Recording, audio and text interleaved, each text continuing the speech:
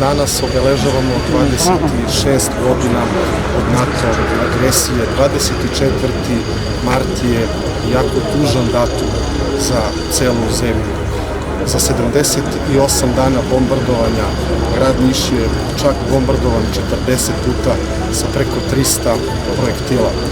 56 sugrađana naših Nišlija je poginulo, što u Nišu, što na Kosovu i Metohiji. Zato smo i danas ovde da odamo pomen našim poginulim sugrađanima. Ovaj dan se ne sme nikada zaboraviti.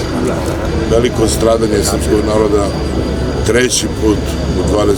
veku i molim se da mi to nikad ne zaboravimo i da nam se više nikad ne ponovi, da vodimo politiku mira, vojne neutralnosti, tolerancije koju vodi Vlada Republike Srbije i ono što nam je i ovog trenutka potrebno, a i u našem gradu, je isto ta politika mira i tolerancije, međusobnog uvažavanja, mišljenja i mislim da može da se izvuče paralela između, da kažem, tih događaja pre 26 godina i ovih događaja sada.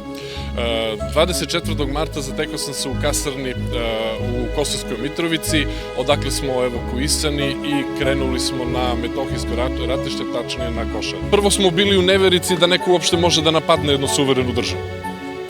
A kada smo se već suočili sa realnošću, onda smo to prihvatili tako kako jeste i kao i svi mladi, terali smo dalje.